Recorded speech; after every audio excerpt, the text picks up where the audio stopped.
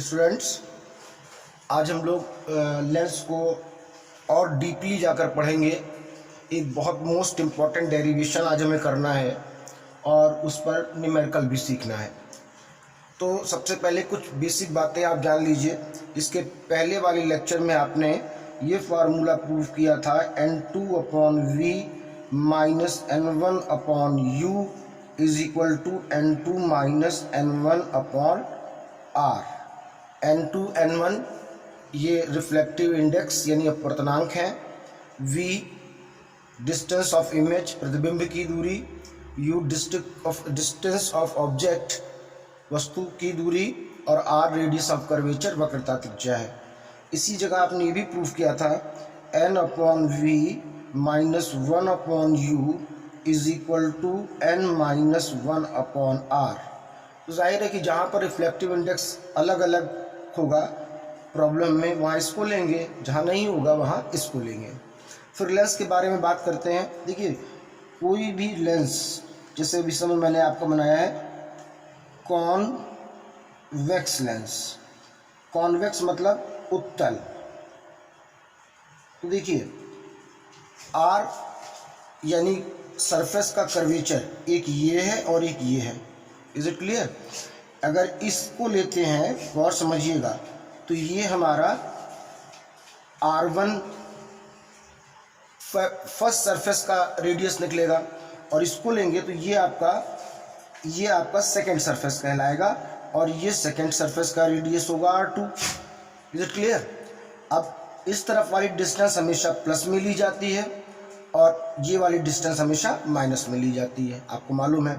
तो न्यूमेरिकल वगैरह में R1 R2 को साइन के साथ ही लीजिएगा। अगर यही बात हम करते आपसे कॉनकेव लेंस के बारे में, कौन सा लेंस ले रहे हैं? कॉनकेव लेंस मतलब अवतल लेंस। तो इसका ये फर्स्ट रेडियस है और ये सेकंड सरफेस का रेडियस है। तो फर्स्ट सरफेस के लिए इसका R1 ये हो गया और इसका ये हो गया R2। Clear?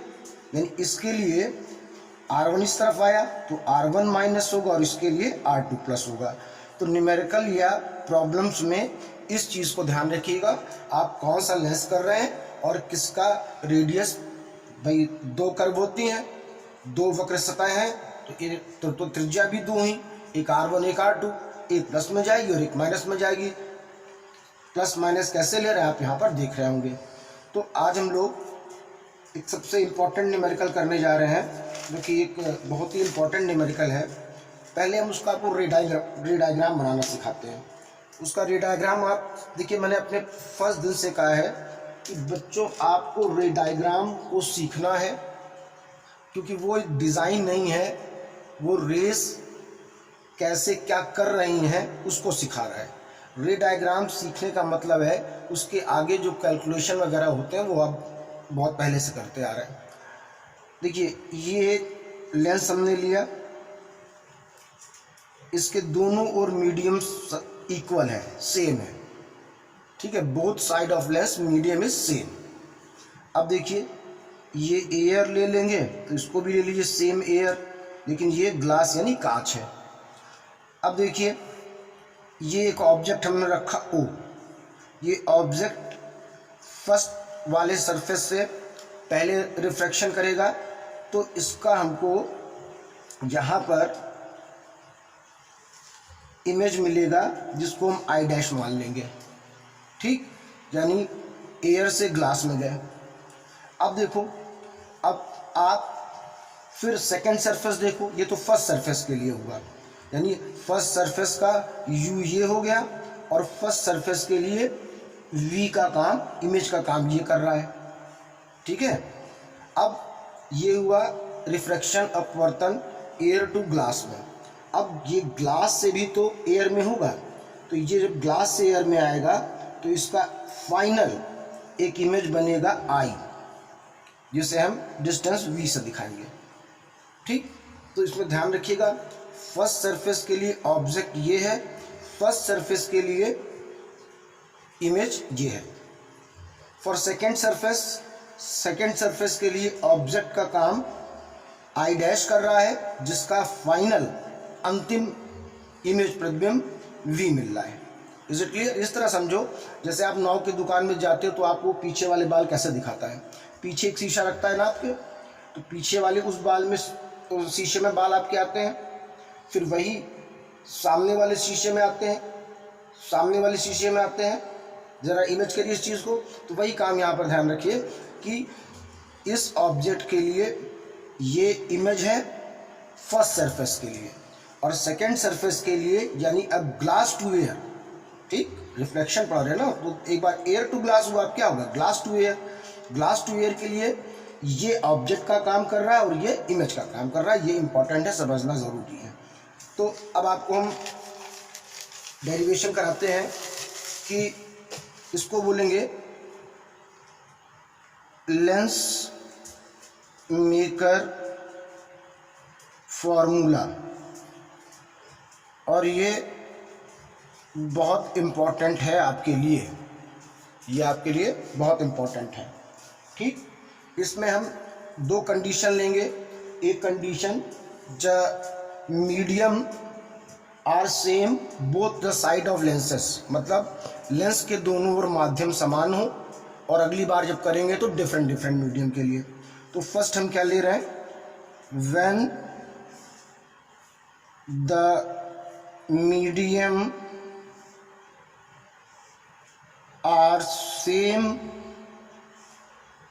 Both side of lens, lens के दोनों ओर माध्यम एक ही हों, समान हों, ठीक। अब रे डायग्राम सीखिए। सबसे पहले ये आपका हो गया प्रिंसिपल एक्सेस, यहाँ पे आपने ले लिया एक कॉन्वेक्स लेंस, ठीक। ये ऑब्जेक्ट है, इससे एक रेज ये चली, ठीक, ये ऑब्जेक्ट है, और इसका फर्स्ट पहला इमेज सपोज करिए आई डैश ये बन रहा है, यानी इसकी डिस्टेंस है u और इसकी डिस्टेंस है v डैश। बच्चों इसमें एक चीज़ और ध्यान रखना, लेंस की थिकनेस, मोटाई को t मानेंगे और बाद में t को निग्लेजिबल मान लेंगे, तो हम इसको लेके ही नहीं चल रहे हैं, हम लोग को सीधे सरफेस लेके चल रहे हैं, आपको भी लेने की ज़रूरत नहीं है, क्योंकि लेंस पहले ही हमने मान लिया lens is very thin, lens बहुत पतला है।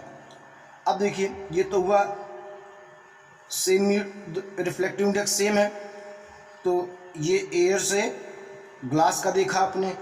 अब ग्लास से एयर में सेकंड सरफेस पे फाइनल अंतिम इमेज मिलेगा आई, जिसकी डिस्टेंस हम लेंगे v। Is it clear? ये डायग्राम समझ लीजिए आप ठीक से। अब देखिए हमारे पास दो फार्मूले थे, याद है? एक फार्मूला क्या था, एक फार्मूला ये था, ये वाला, और एक ये वाला। तो यहाँ मीडियम अलग अलग है, तो ये फार्मूला ले रहे हैं। कौन सा फार्मूला ले रहे हैं यहाँ पर? N2 के साथ V, N1 के साथ था U, फिर N2 माइनस N1 R, ये आप प्रूफ कर चुके हैं।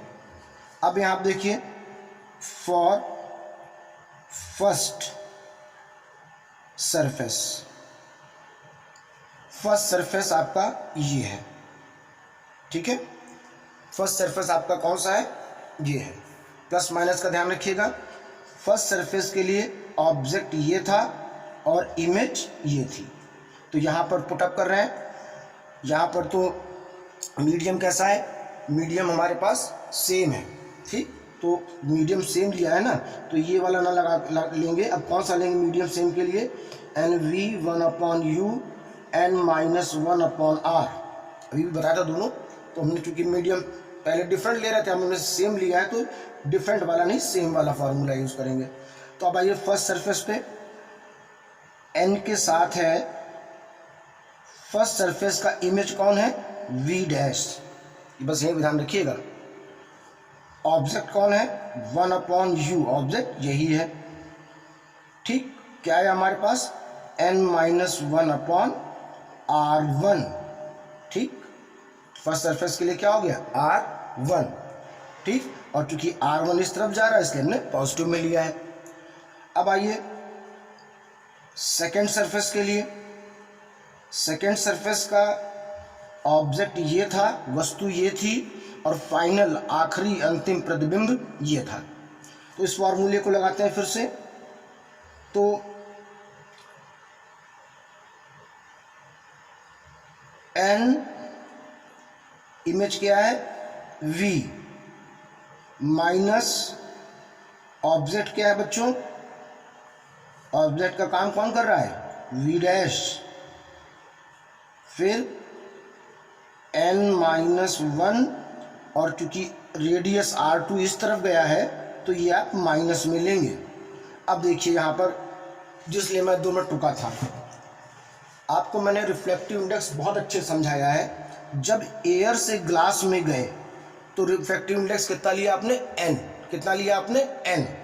और अब यह सेकेंड सरफेस पे क्या हो रहा है, यहाँ तो आप एयर से ग्लास में गए थे, सेकेंड सरफेस में जब आप ग्लास से एयर में जा रहे हैं तो रिफ्लेक्टिव इंडेक्स क्या होगा 1/n, उल्टा हो जाएगा ना। जब यहाँ पर आपने एयर टू ग्लास में n लिया, एयर टू ग्लास में क्या लिया n, तो ग्लास टू एयर में क्या लोगे 1/n, क्या लोगे 1/n, क्या लोगे 1/n। बिल्कुल क्लियर है ना, इसीलिए मैंने पहले n लिख के बाद में बताया आपको। जब एयर टू ग्लास में आपने n लिया है, ठीक है, क्या लिया था n, अब क्या है रिवर्स हो रहा है, अब ग्लास टू एयर में है तो क्या लोगे 1/n। इज इट क्लियर, ये मेन चीज थी इसलिए मैंने करके दिखाया आपको। अब बोथ साइड हम इसको n से इंटू कर दे रहे हैं, यानी n into 1/n v minus सब जगह हम n से इंटू कर रहे हैं। अब यहाँ पर देखिए n 1/n minus 1/-R2। Is it clear, ये कैंसिल हो गया 1/v, ये क्या आया n/v डैश। इसको देखिए n 1 हो गया और ये -n/-R2, सिंपल मैंने इंटू किया है, ठीक। अब देखिए अगर इस माइनस को कंसीडर कर लें, ठीक है, माइनस को, भाई माइनस कहीं भी हो, इन्हीं के साथ तो माइनस है, अब इस माइनस को अंदर भेज दीजिए, 1/v minus n/v dash is equal to n minus 1/R2 हो गया, ठीक। ऐसा करने से फ़ायदा क्या हुआ कि मान लो हम इसको इक्वेशन 1 लेते और इसको इक्वेशन 2 लेते तो इनमें सिमिलरिटी आ जाती। अब आगे क्या करना है, अब आगे आपको क्या करना है, इक्वेशन 1 और 2 को ऐड कर देना है, इक्वेशन 1 और 2 को ऐड कर देना है। देखिए इक्वेशन 1 ये है आपके पास और इक्वेशन 2 ये है आपके पास। जब आप ऐड करोगे तो देखो ये और ये कैंसिल हो जा रहा है, ठीक, क्या हो जा रहा है, कैंसिल हो जा रहा है।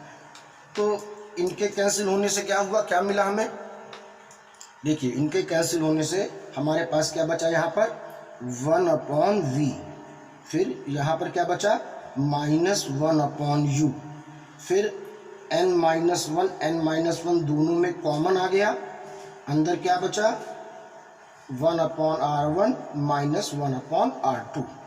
Is it clear.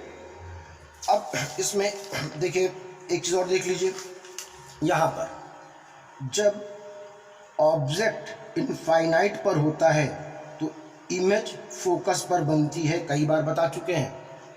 ऑब्जेक्ट कहाँ है, इनफाइनाइट पे, तो इमेज कहाँ बनती है, फोकस पर, बता चुके हैं ना। तो हम यही कंडीशन यहाँ पर रख रहे हैं। तो ऑब्जेक्ट कहाँ पर है, ऑब्जेक्ट है इनफाइनाइट पे, तो इमेज कहाँ मिलती है, फोकस पर।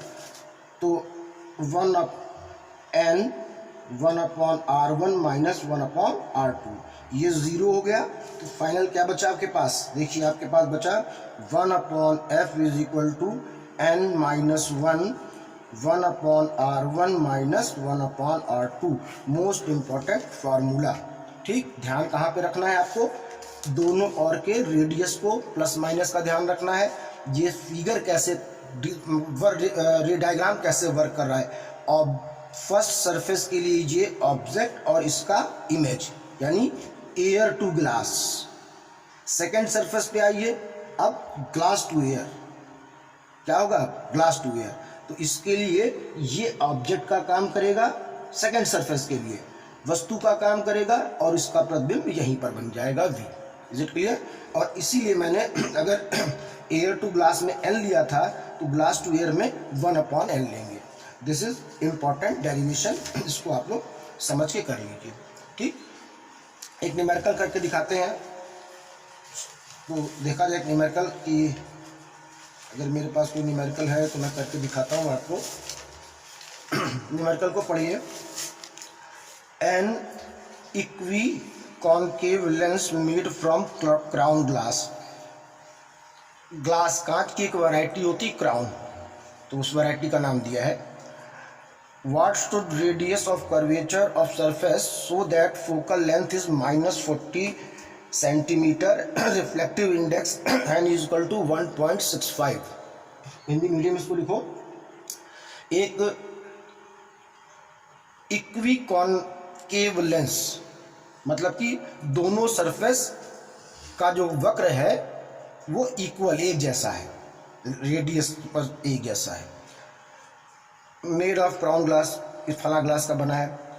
इसका रेडियस ऑफ कर्वेचर, वक्रता केंद्र कितना होगा कि इसकी फोकस दूरी -40 सेंटीमीटर हो। कितनी हो? -40 सेंटीमीटर। कॉन्केव लेंस है तो फोकस दूरी तो माइनस में ही होगी। एन दिया है 1.65। तो देखिए ये हमने बनाया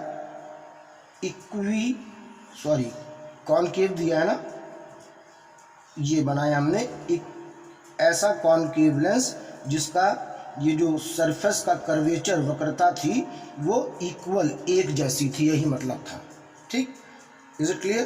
तो अब इनके लिए ये हो गया R1, जब भी लोगे माइनस में लेना। इनके लिए क्या हो गया ये R2, जब भी लोगे प्लस में लेना।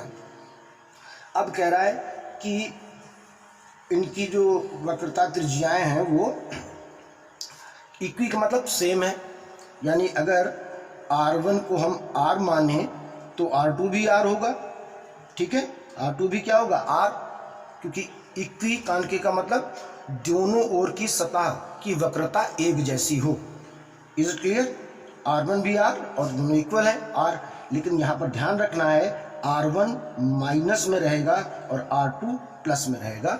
ठीक, अब आपको N दिया है 1.65, F कितना दिया है? -40 सेंटीमीटर। तो 1/f is equal to n -1 1/r1 -1/r2 में वैल्यू पुटअप करिए। 1/-40, n की वैल्यू 1.65 -1, r1 कितना है? 1/-r, r2 कितना है? 1/+r। बिल्कुल सिंपल वैल्यू रखिए। 1/-40, ये इसको माइनस करिए 0.65, ये एलसीएम लीजिए तो आपके पास आएगा -2/r। एलसीएम लेके करिए अपने आप, -2/r आएगा, जिसमें r आपको निकालना है। इसमें आपको क्या निकालना है? r। तो r को एक साइड ले जाइए तो -40 into 0.65 into -2। Is it clear? अब आप इसको कैलकुलेट तो कर ही लेंगे, और कैलकुलेट करने के बाद आप मुझे बताइए कि आपका आंसर कितना आ रहा है। ठीक है, आपका आंसर कितना आ रहा है ये आप मुझे कैलकुलेट करके बताएंगे। बहुत ईजी है भाई। ये क्या हो गया? r is equal to minus plus 80 into 0.65। ठीक, तो इसको कैलकुलेशन हम आपके लिए छोड़ दे रहे हैं, कैलकुलेशन आपको करना है। देखिए ये इंपॉर्टेंट डेरिवेशन भी सीख लिया आपने। आप उसके रे डायग्राम को बार बार बनाकर सीखिएगा कि फर्स्ट सरफेस के लिए ये ऑब्जेक्ट वस्तु और ये प्रतिबिंब इमेज। सेकंड सरफेस में इधर ही देखिए खाली। अब सेकंड सरफेस के लिए इसने काम किया ऑब्जेक्ट यानी वस्तु का, जिसका अंतिम प्रतिबिंब यहाँ पर मिला। इस हिसाब से फर्स्ट और सेकंड पे आप अपना ये वाला फार्मूला लगा दीजिए, आपको रिजल्ट मिल जाएगा। ये इंपॉर्टेंट है। ठीक है, इसको ज़रूर करिएगा। और कमेंट बॉक्स में जो भी इसका आंसर आ रहा है, हम पूरा कैलकुलेशन नहीं करेंगे कि कैलकुलेशन आप कर सकते हो, तो हमको बताइए कि इसका आंसर कितना आ रहा है। ओके।